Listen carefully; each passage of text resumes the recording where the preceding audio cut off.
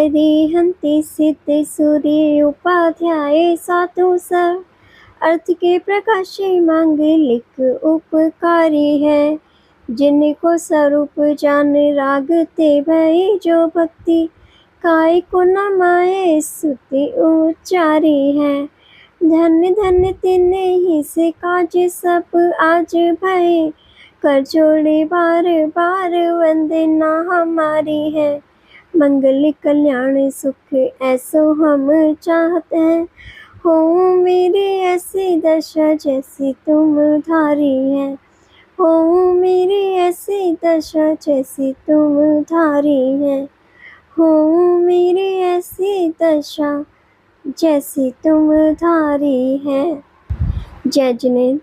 हमारे YouTube channel जिनमार्ग में आपका स्वागत है। हमारा पद्म पुराण ग्रंथ चल रहा है।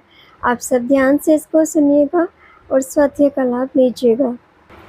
सीता के समीप हनुमान महाविनयवान हाथ जोड़कर खड़ा है। सीता आंखों में आंसू भर कहने लगी, हे भाई, मैं दुख के सागर में गिरी हूँ।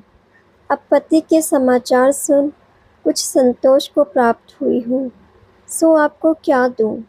तब हनुमान ने प्रणाम कर कहा, हे जगत पूज्य, आपके दर्शनों का ही मुझे महालाभ हुआ। तब सीता ने मोती समान आंसुओं की बूंदें गिराते हुए हनुमान से पूछा, हे भाई, यह नगर अनेक जलचर जीवों से भरा महाभयानक समुद्र पार कर आप कैसे आए? और सच कहूँ, मेरे प्राणनाथ को आपने कहाँ देखा?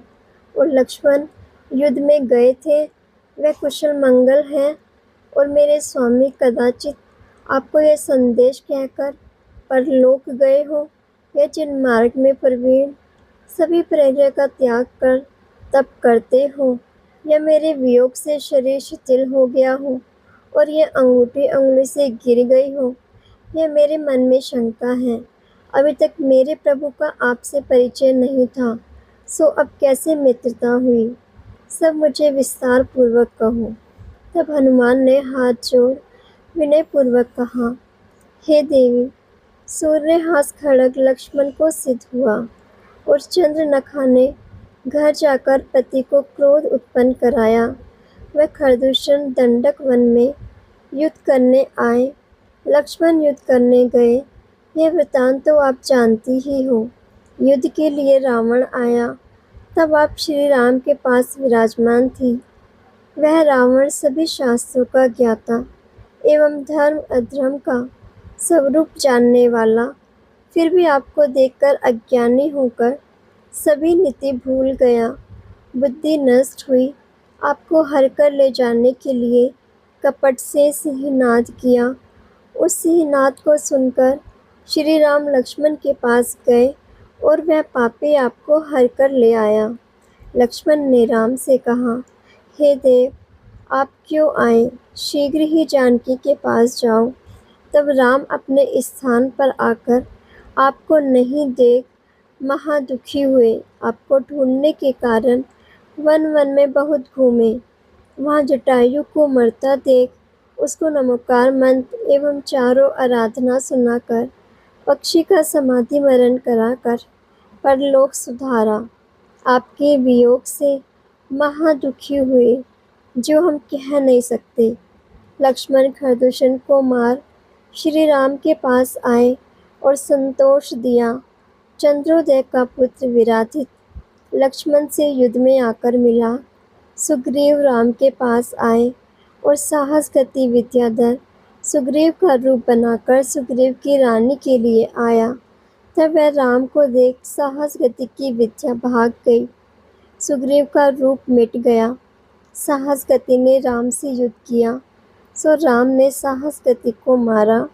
सुग्रीव का उपकार किया। तब सभी ने मुझे बुलाकर राम से मिलाया।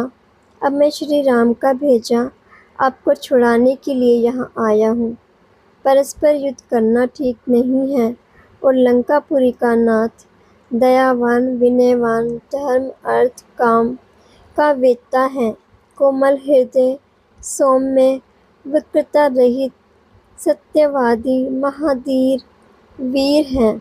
वह मेरा वचन मानेगा और आपको श्री राम के पास भेजेगा। उनकी निर्मल कीर्ति पृथ्वी पर प्रसिद्ध है।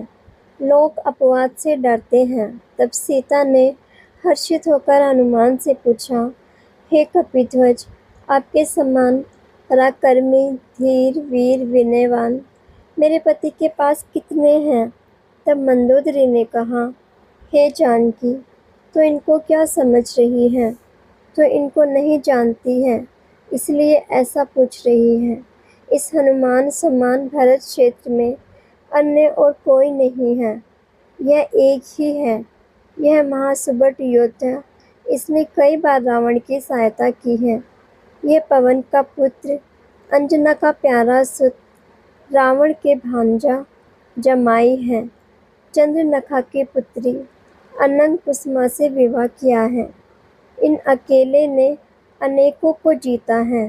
प्रति समय लोग इनके दर्शनों की अभिलाषा करते हैं। चंद्रमा की किरणों समान हनुमान की कीर्ति जगत में फैल रही है। लंका के स्वामी हनुमान को भाई से भी अधिक मानते हैं। यह हनुमान पृथ्वी पर प्रसिद्ध गुणों से पूर्ण है, परंतु यह बड़ा आश्चर्य है कि भूमि गोचरियों का दूत बनकर आया है। तब हनुमान ने कहा, तुम राजा मय की पुत्री, रावण की पटरानी, दूती बनकर आई हो। पति के कारण देवों जैसे सुखों को भोगे, उसे विपरीत कार्य के लिए मना नहीं करती हो और विरुद्ध कार्य की अनुमोदना कर रही हो। अपना पति विष का भरा भोजन करता है, सो तुम उसे दूर नहीं करती हो।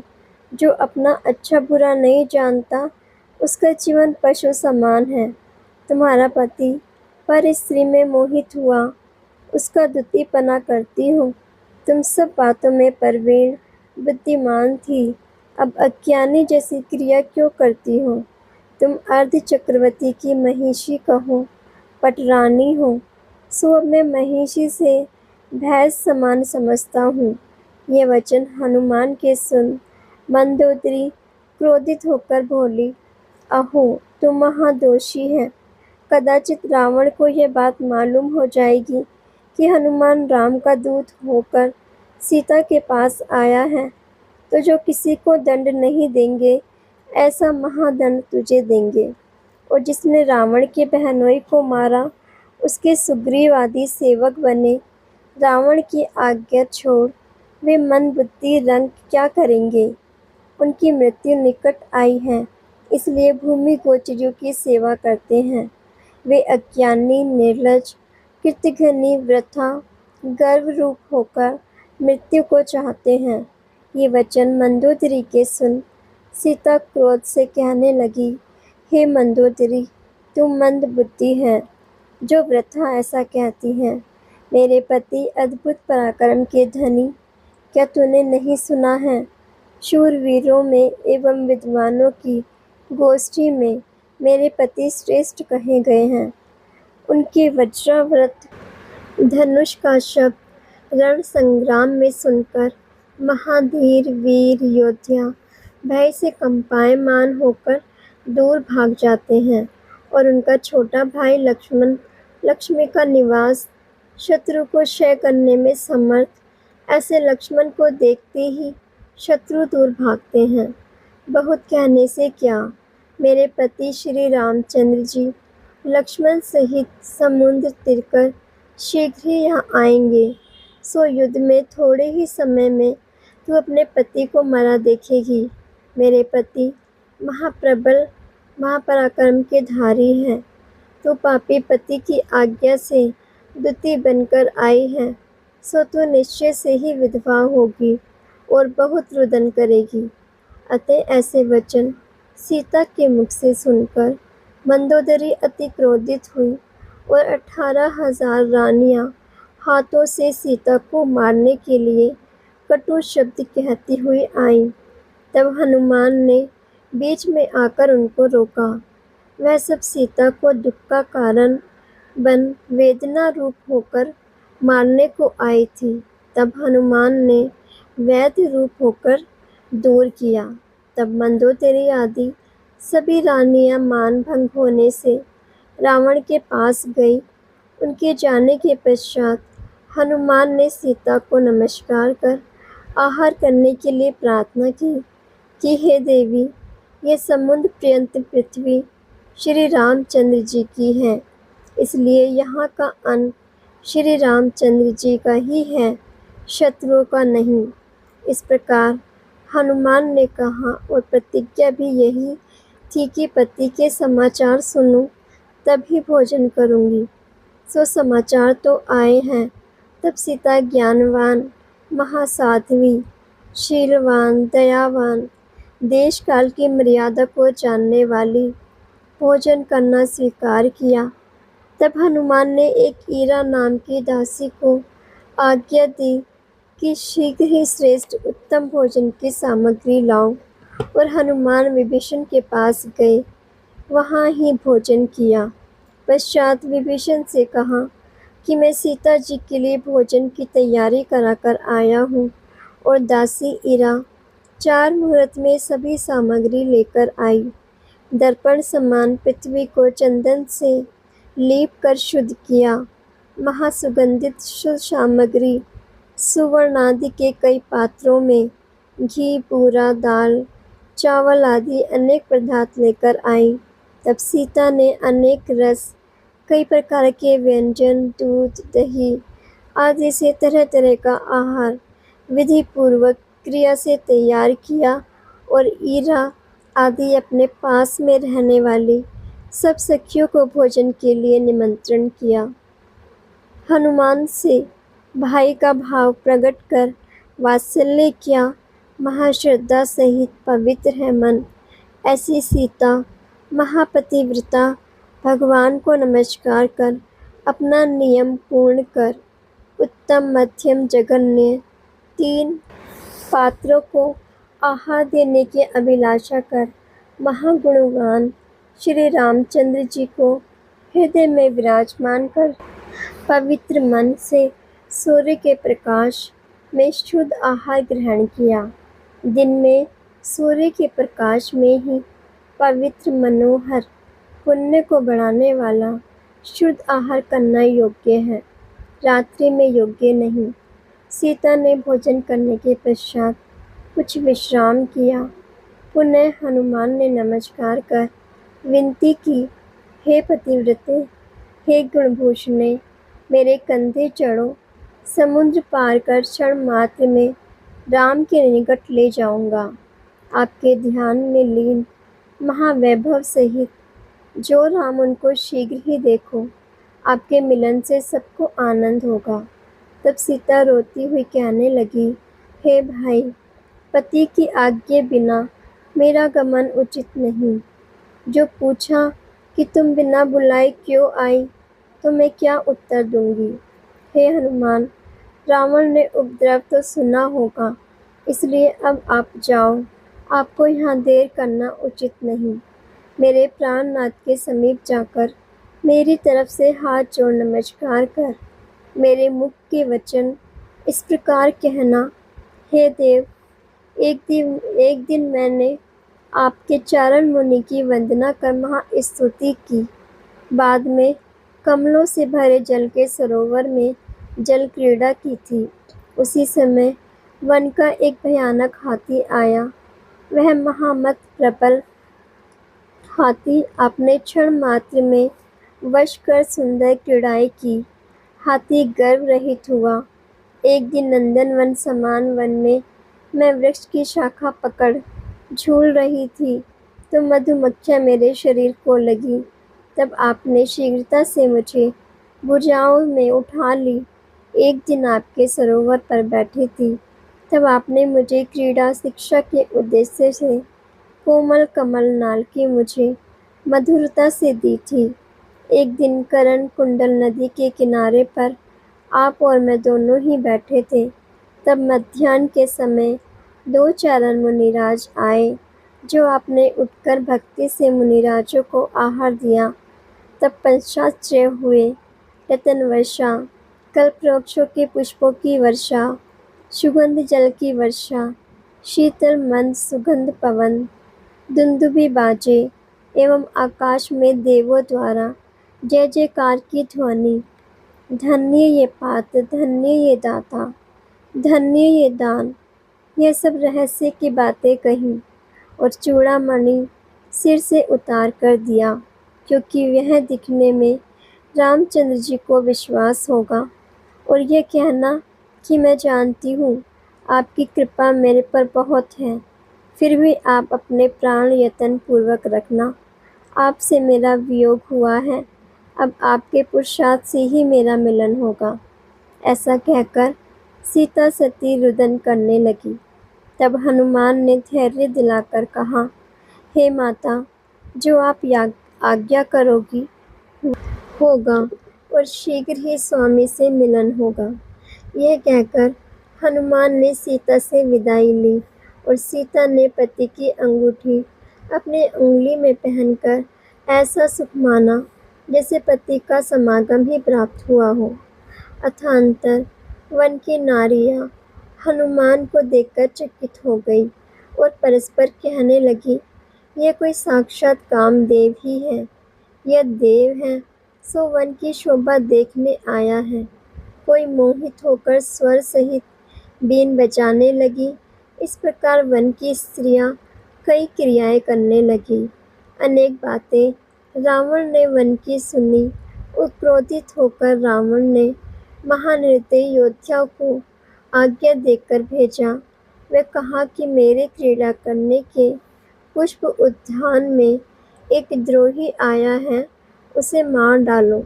तब योद्धाओं ने जाकर वन के रक्षकों से कहा, तुम कहाँ सो रहे हो?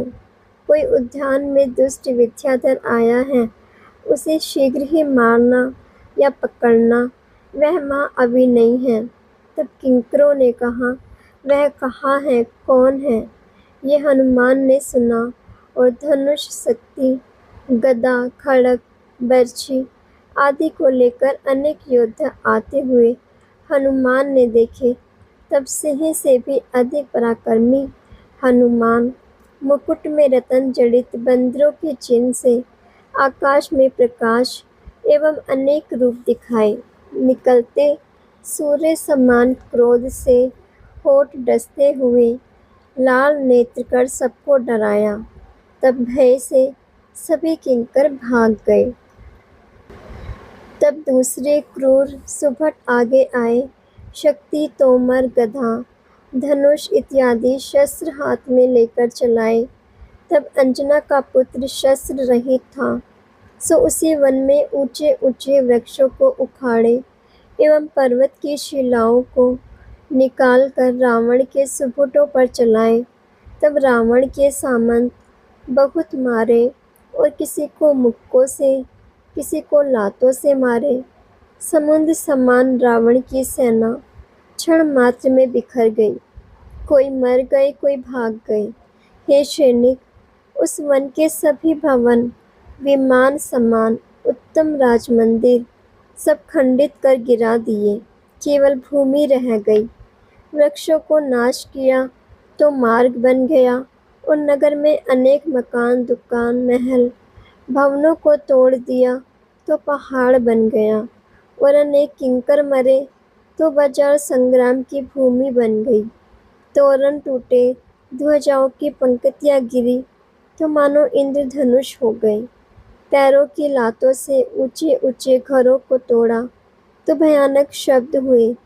किसी को हाथों से, किसी को छाती से, कंधों से मारे। इस प्रकार रावण के हजारों सुबट मारे, सो नगर में हाहाकार हुआ। रत्नों के महल गिरे। इस प्रकार लंका में हनुमान ने बहुत उपद्रव किया। तब इंद्रजीत मेघवाहन कवच पहन बड़ी सेना को लेकर आए। लंका के बाहर हनुमान के साथ परस्पर महायुद्ध हुआ। बहुत समय तक युद्ध होने के बाद इंद्रजीत ने हनुमान को नागपाश से पकड़ा और नगर में ले आए।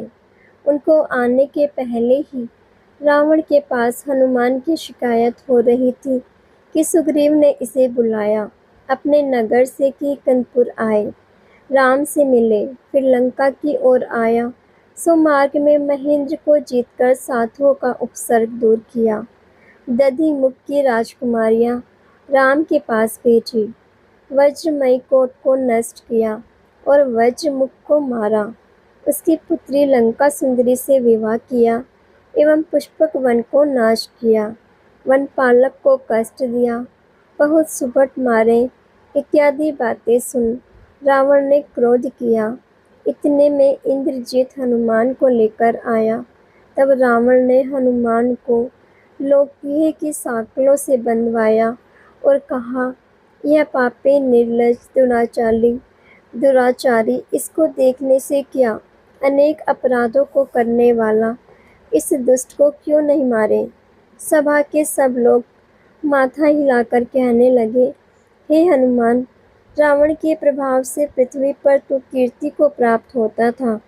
ऐसे स्वामी को छोड़ भूमि गोचरियों का दूत हुआ। 3 खंड के स्वामी को छोड़ जो भिखारी निर्धन जंगल जंगल में भटकते फिर रहे हैं, उनका तू सेवक हुआ। और रावण ने कहा, तू पवन का पुत्र नहीं और किसी का है। तेरी क्रिया नीच पुरुषों के समान दिखती है। जो 4 जात हैं उनके चिन्ह शरीर में नहीं दिखते, परंतु जब अनाचार की क्रिया करते हैं तब 4 जात जाना जाता है। क्या सिंह का बालक श्याल का आश्रय करे? नीच लोगों के आश्रय से कुलवान पुरुष नहीं जीते हैं। अब तू राजद्रोही है, अतः मारने योग्य है। तब हनुमान ने यह वचन सुन हंसकर कहा, न जाने कौन मारने योग्य है। हे रावण, इस खोटी बुद्धि से तेरी मृत्यु पास आई है।